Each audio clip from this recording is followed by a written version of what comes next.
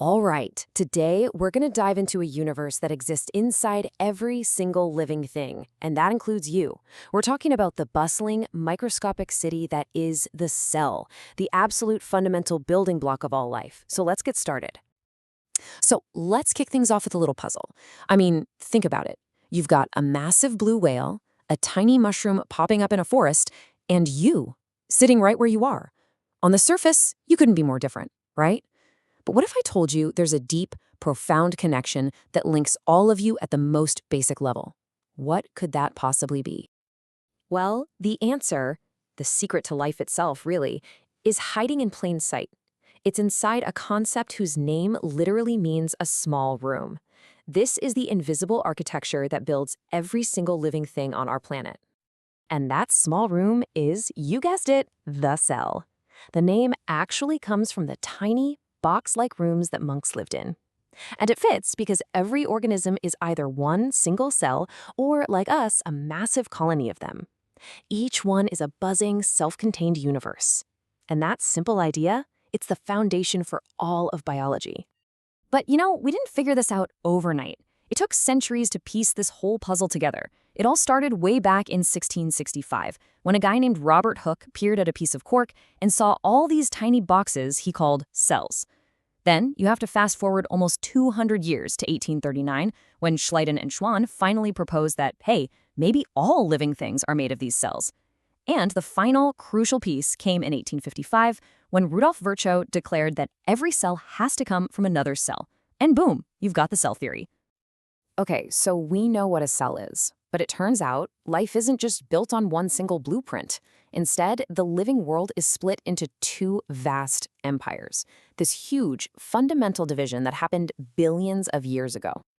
On one side, you've got the prokaryotes. This is the simple blueprint. Think of it like a one-room workshop. Everything's just kind of floating around together. The DNA isn't locked up. There are no specialized compartments. Then on the other side, you've got the eukaryotes. This is the complex blueprint. This is like a massive, sprawling city with all these different neighborhoods and specialized buildings.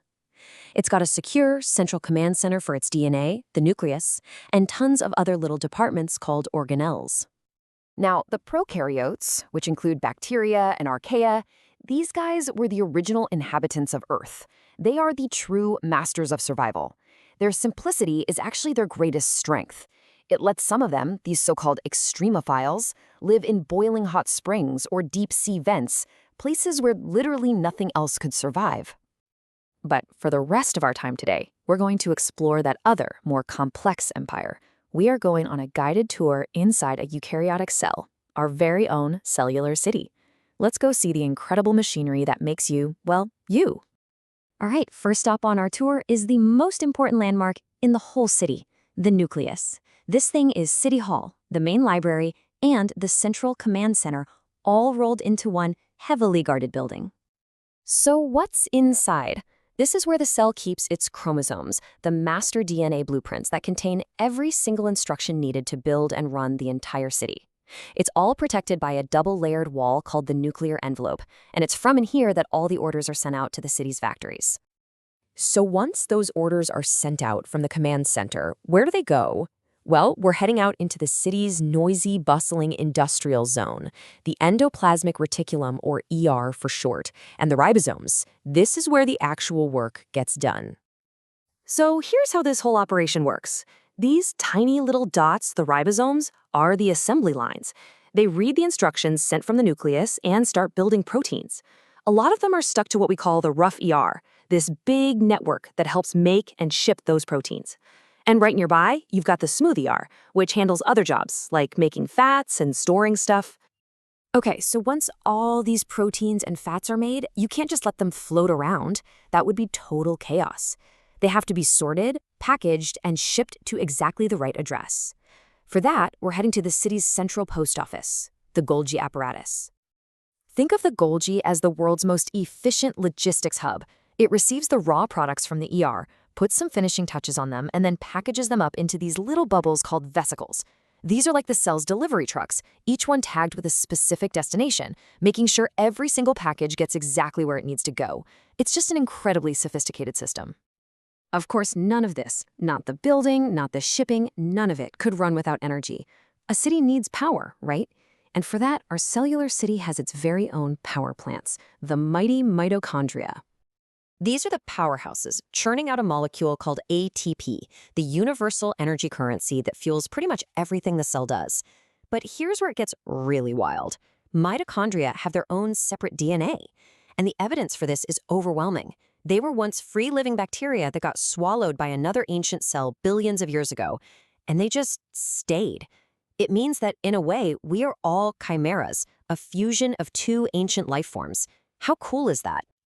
Now, the city we've been touring is an animal cell, but that's not the only design out there in the eukaryotic empire. There's another major metropolis, the plant cell. It shares a lot of the same districts, but it has some really unique upgrades for a totally different way of life. Let's do a quick comparison. First off, plant cells have a super rigid outer cell wall. That's what gives plants their structure. It's like a city wall. They've also got chloroplasts, which are basically tiny solar power stations that perform photosynthesis. And finally, they have a massive central vacuole, which is like a giant water tower. These three things are the key differences, and they're why plant cells have that distinct fixed rectangular shape. So we've seen the architecture, but the real magic of the cell is that it's not some static museum. Oh no, this is a city that never, ever sleeps. It's always working, always building. Let's watch one of its most important jobs in action. So how does a blueprint actually become a building? It's a process called protein synthesis. First, inside the nucleus, our city hall, a process called transcription makes a temporary copy of a gene. This copy, called messenger RNA, then leaves the command center and heads out to a ribosome, the construction site. There, in a process called translation, the ribosome reads the instructions on the copy and builds a protein, piece by piece. It's amazing. It's how a plan becomes a reality. It really does all come back to this single, powerful idea from the cell theory.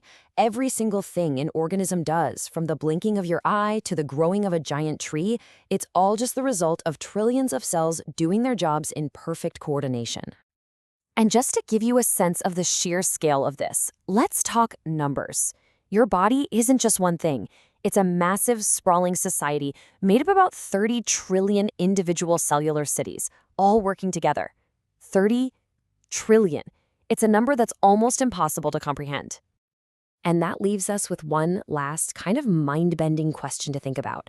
If your body is really a cooperative of 30 trillion tiny individual lives, each with its own job to do, what is it exactly that ties them all together to create the single conscious person that you call you?